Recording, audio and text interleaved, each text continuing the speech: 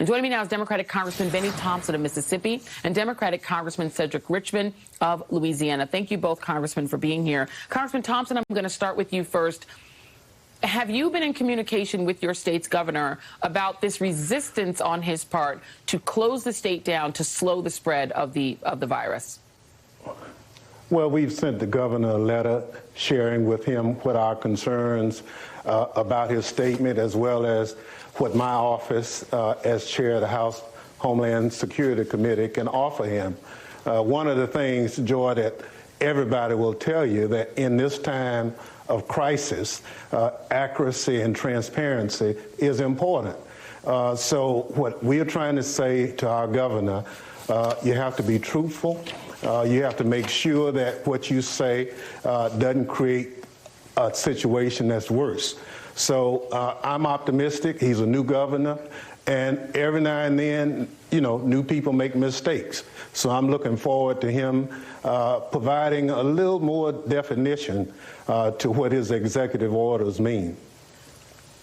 But the thing is that it seems that ideology is trumping, to use the term, sort of logic, right? I mean, you've had the governor of Mississippi say, well, we're not going to be China, and taking an ideological approach to this sort of the idea, right? He's sort of taking a libertarian approach to saying, well, governments should not shut down businesses, but people's lives are at stake. At what point, how much time does he get to have, and how many people are going to die in the meantime? Well, I think, again, he's new. This is his first time being in a crisis like this.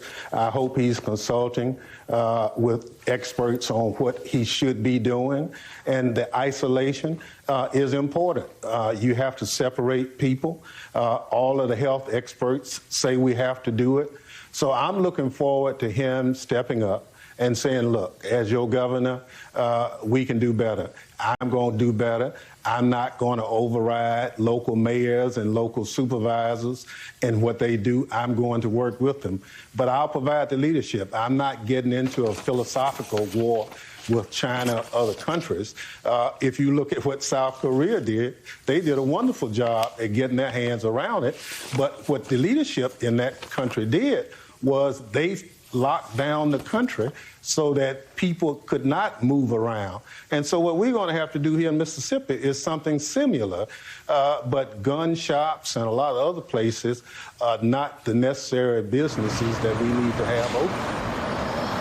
Yeah. So let me go to you, Congressman Richmond, because it seems that we are speeding toward a red state, blue state dichotomy in terms of being able to control the spread of COVID-19, where blue states are being very aggressive, even some with Republican governors like Maryland, even some purple states like Ohio are being very aggressive about trying to implement the logical, what scientists say need to be done. And you have a lot of red states, and I'm thinking, you know, not just Louisiana, but Florida, Texas, and other red states that are saying we're not going to do it. The problem with that is we're one country where people can travel from one state to another. And some of these states in the South also have not expanded Medicaid. They don't necessarily have the strongest healthcare systems and the strongest sort of systems for making sure that people who are poor are insured. Are you concerned that there is going to be this breakdown? I mean, Mardi Gras still happened in the midst of a pandemic. Well, let me just say this about Mardi Gras.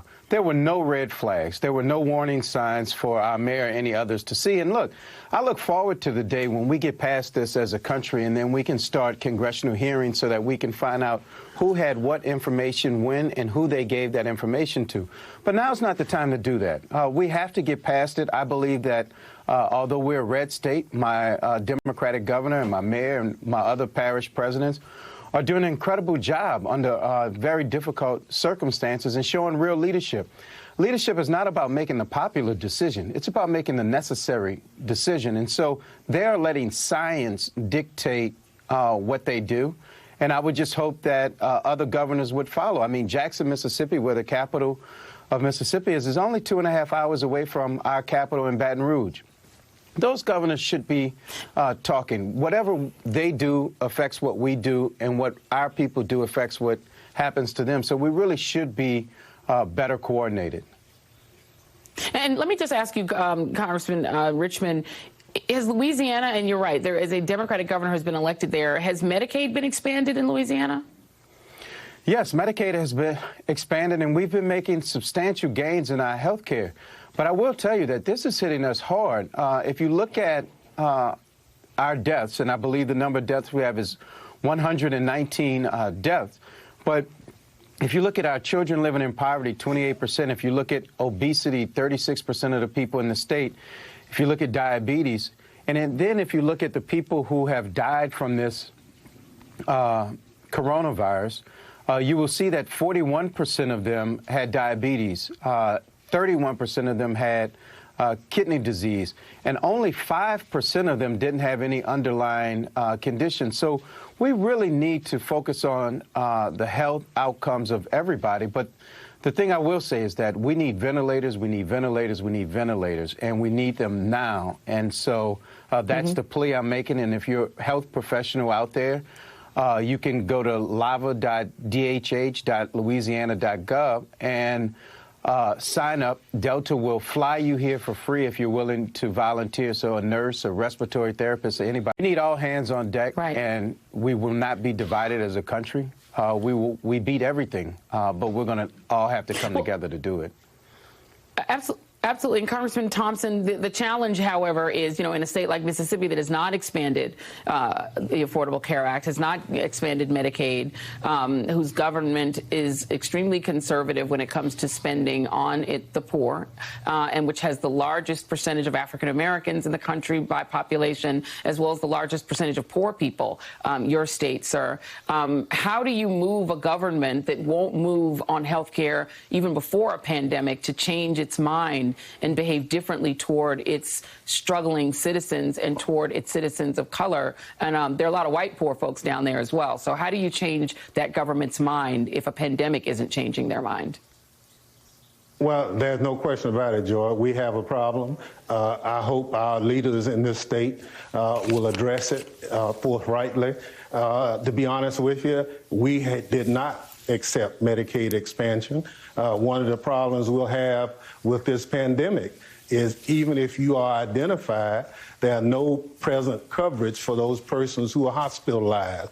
We'll pay for the test, but that's all. So if you're one of those unfortunate persons, you'll have to pay your bills. So hopefully in the CARES package that we passed in Congress yesterday, some of the monies will come. But, in this time, Congressman Richmond is right. This is a whole of government approach. All of us have to work together. And hopefully, at the end of this pandemic, cooler heads will prevail. One of the things I plan to offer is just like we did in the advent of 9/11, we will have to come back and look at this pandemic and see what we did right and see what we did wrong. So if, in fact, it ever happens again, we will have the blueprint on how to address it. Congressman Bennie Thompson and Cedric Richmond, thank you both for being here. Really appreciate both of you, and stay safe out there. And coming up, we'll tell you what the $2.2